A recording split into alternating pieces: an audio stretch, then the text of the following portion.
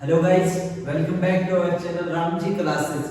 हमने JK SSB का economics का पार्ट शुरू किया है। अगर आपने प्रीवियस वीडियोस नहीं देखे हैं तो जाके आप देखिए। मैंने आपसे प्रॉमिस किया है कि ये खत्म करने के बाद मॉनेटरी पॉलिसी और फिस्कल पॉलिसी खत्म करने के बाद आपकी टेस्ट सीरीज होगी, मॉक टेस्ट होंगे।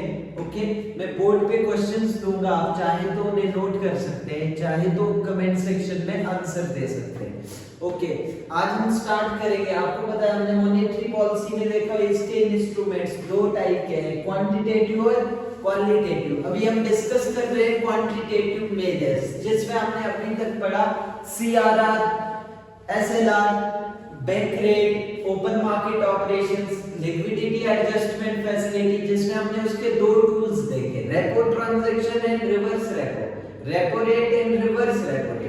आज हम उसी को कंटिन्यू करेंगे। आज हम स्टार्ट करेंगे मार्जिनल स्टैंडिंग फैसिलिटी। तो गाइस, आपने देखा पहले भी हमने आपको इतने प्रोसीजर्स बताए कि गवर्नमेंट कैसे इकोनॉमी से पैसा सपोर्ट करेगा और कैसे इंफ्यूज करेगा, कैसे लिक्विडिटी को बढ़ाएगा और कैसे लिक्विडिटी को कम करेगा। ठीक है, तो आज हम देखेंगे कि इसकी जरूरत क्या है, मार्जिनल स्टैंडिंग फैसिलिटी की जरूरत क्या है। तो गाइस, जितने भी हमने पढ़े ना उनका ना मैच्योरिटी डेज वेरी करता है, फ्रॉम किसी का 2 to 14 डेज, किसी का 14 डेज to 1 ईयर। ये जो है ये इमरजेंसी तत्काल सर्विस है। इसमें क्या होता है, ऑन ओवरनाइट बेसिस बैंक को ना गवर्नमेंट सिक्योरिटी खरीदी है आरबीआई से, ठीक है, और सॉरी आरबीआई बैंक से गवर्नमेंट सिक्योरिटी खरीदेगा तो उसके बदले में उनको मनी देगा ऑन द ओवरनाइट बेसिस। ठीक है, तो maximum percentage is 2% of their NDTL. They can borrow from bank 2% of their NDTL. Under this, banks can borrow from RBI up to certain percentage, certain कुछ percentage तक ले सकते हैं। ये percentage vary करेगी, मैंने आपको बताया। एनडीटीएल ये डिपेंड करेगा net demand and time liabilities bank की कितनी है। तो अगर आपको पता नहीं net demand and time liabilities क्या है तो आप मेरी प्रीवियस वीडियोस को देख सकते हैं। ओके, वहां पे मैंने एक्सप्लेन किया what is net demand and time liabilities on overnight basis. मान लो बैंक शॉर्ट ऑफ फंड्स पड़ गया, मोस्टली ऐसा नहीं होता, ठीक है, ज्यादातर जो इस्तेमाल होता है वो रेपो रेट का होता है, रेपो ट्रांजैक्शन का होता है। लेकिन फिर भी अगर बैंक शॉर्ट ऑफ फंड्स पड़ गया तो वो आरबीआई से बोरो कर सकता है। आरबीआई बैंक को गवर्नमेंट सिक्योरिटी देगी, सॉरी बैंक आरबीआई को गवर्नमेंट सिक्योरिटी प्लेज करेंगे, we are providing you government security and in return you give us money on overnight basis. Banks can pledge government security। तो next जो major है that is it was introduced in 2011। इसको ना 2011 में introduce किया गया हमारे मॉनेटरी पॉलिसी में। Next is market stabilization scheme. Okay, ये तब इस्तेमाल होता है जब हमारे यहाँ पे फॉरेक्स रिजर्व इंक्रीज हो जाते हैं। When is this tool used, जब हमारे यहाँ पे फॉरेक्स रिजर्व इंक्रीज हो जाएंगे। मैंने आपको बताया जब भी फॉरेक्स रिजर्व इंक्रीज होगा हमारा money supply will increase, money supply increase होगा तो inflation will be there in economy. तो इस इन्फ्लेशन को कंट्रोल करने के लिए under MSS RBI sells special government security to suck out extra liquidity. RBI क्या करेगा, सेल करेगा गवर्नमेंट सिक्योरिटी के फॉरेक्स रिजर्व्स की वजह से। हमारे जो फॉरेक्स रिजर्व इंक्रीज हुए, इनकी वजह से जो मनी सप्लाई इंक्रीज हुआ है, जो इन्फ्लेशन हुआ है, जो एग्रीगेट डिमांड इंक्रीज हुआ है, उसको कंट्रोल करे। Next is these funds raised through sources are kept in separate funds। इनको ना जनरल फंड्स में नहीं रखा जाता है, इनको एक सेपरेट फंड में रखा जाता है।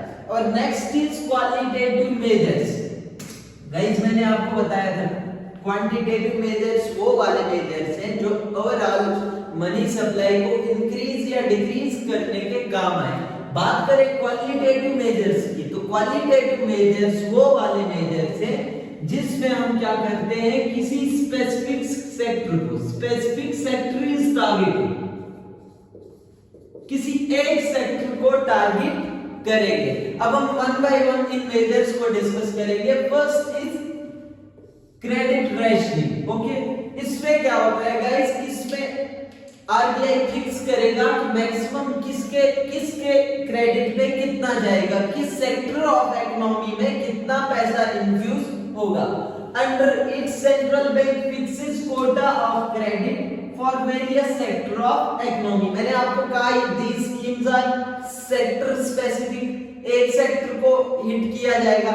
इसकी एग्जांपल अगर देखें, it is priority sector lending, priority sector lending. Guys priority sector lending क्या है, अगर हम अपनी इकोनॉमी में देखें तो एग्रीकल्चर, उसके बाद किसको प्रायोरिटी दी गई, वीकर सेक्शंस को, उसके बाद एमएसएमईज को। मींस बैंक को सबसे ज्यादा प्रायोरिटी किसको देनी है, एग्रीकल्चर को। तो हमारे यहाँ पे उसके बाद किसको प्रायोरिटी, वीकर सेक्शन, उसके बाद एमएसएमईज को। Okay, these are considered as priority sectors. इन सेक्टर्स पे बैंक ने ज्यादा फोकस करना है, ठीक है। अब इसके भी कुछ क्राइटेरियाज है। अगर इंडियन बैंक है, in case of Indian bank आपने कितना प्रोवाइड करना है,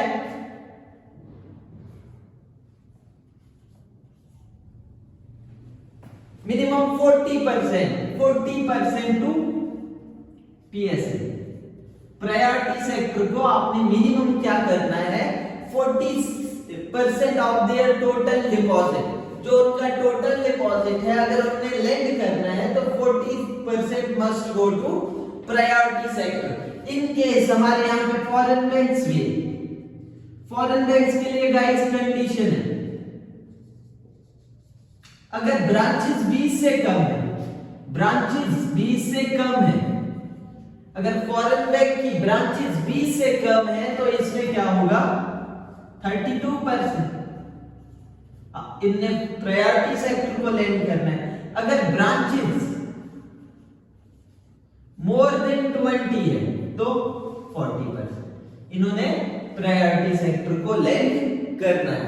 बात करें second type, margin requirement. Margin requirement guys देखो क्या कंडीशन होती है, जब भी आप कोई लोन लेने जाते हो तो आपको ऐसे ही अंधाधुंध आप बैंक में गए, भाई मेरे को लोन चाहिए, तो उनने पैसे उठा के आपको दे दी, ठीक है। जब भी आप किसी प्राइवेट व्यक्ति से भी लोन लेते हो, जिसके साथ कोई तालमेल ना हो, अगर वो आपकी मजबूरी को समझे भी, वो भी कोई ना कोई चीज गिरवी रखता है। यही है मार्जिन रिक्वायरमेंट। ये वो वाला डिफरेंस है, it is the difference between collateral security asked and maximum amount of loan that can be sanctioned by a bank against it in a particular sector. मतलब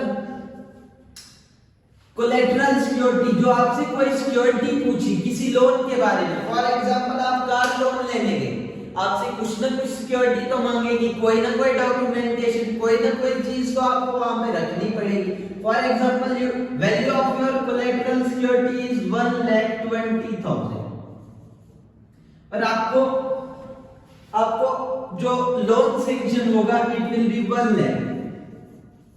what is margin requirement? It is the difference between those, that is 200,000.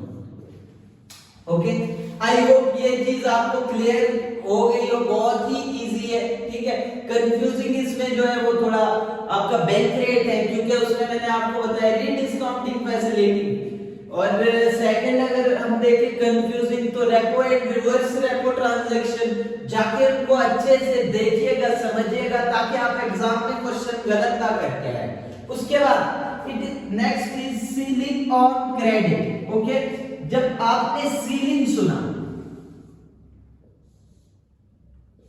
ठीक है, तो आपको सीधे समझ जाना चाहिए fix, मतलब यहां से है वो नहीं हो सकता। Ceiling means it is sealed, this can not exceed this. Okay, मतलब मैक्सिमम अमाउंट ऑफ लोन, ये वो वाला मैक्सिमम अमाउंट ऑफ लोन है जो बैंक प्रोवाइड करेगा किसी भी इकोनॉमिक एंटिटी को प्रोवाइड करेगा, लेकिन गाइस हम सेक्टर की बात करते हैं तो it is sector specific in a particular sector. It is the maximum amount of loan that can be sanctioned या provided by a bank to an economic entity in a particular sector. Sector में भी और agriculture sector में भी और industrial sector, कोई भी sector है उनकी इकोनॉमिक एंटिटी को जो मैक्सिमम अमाउंट ऑफ लोन मिलेगा that will be called as ceiling of credit. Okay, next major is our differential rate of interest. What is the differential rate of interest? Guys आपने देखा होगा कि जब भी bank loan देता है तो सबके लिए एक ही रेट ऑफ इंटरेस्ट नहीं है। कार लोन के लिए अलग rate of interest, home loan के लिए अलग rate of interest, business loan के लिए अलग रेट ऑफ इंटरेस्ट। मतलब अंडर दिस, इसके अंदर क्या होता है, there are different interest rate for different sector of economies। जो different sector of economies है उनके लिए different tax rates है, interest rate है।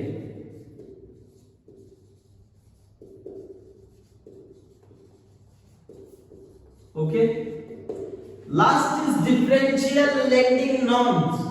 जब लेंडिंग नॉर्म्स की बात की जाए तो गाइस हम देखेंगे कि जब भी हमारे यहाँ पे कोई भी लोन लिया जाएगा तो सबके लिए सेम प्रोसीजर नहीं है। कहीं पे आपको अलग प्रोसीजर है एक लोन के लिए, वहीं पे दूसरे लोन के लिए अपना एक प्रोसीजर है। डिफरेंट लेंडिंग नॉर्म मींस जब हम बात करते हैं कि बैंक अलग अलग नॉर्म्स बनाते हैं, किसी के लिए टफ नॉर्म्स है, किसी के लिए इजी नॉर्म्स है, तो बैंक क्या करेगा, अलग अलग नॉर्म्स बनाएगा for the different sector of the economy। I hope you guys are liking our videos, you are watching them carefully, make sure कि आपको ये हेल्प करे आने वाले एग्जाम्स में। ओके, तो नेक्स्ट हम कंटिन्यू करेंगे टाइप्स ऑफ मॉनेटरी पॉलिसी, उसके बाद पढ़ेंगे फिस्कल पॉलिसी, उसके बाद हम ये सीरीज कोशिश करेंगे मोर देन 20 लेक्चर्स में खत्म हो जाए 2022।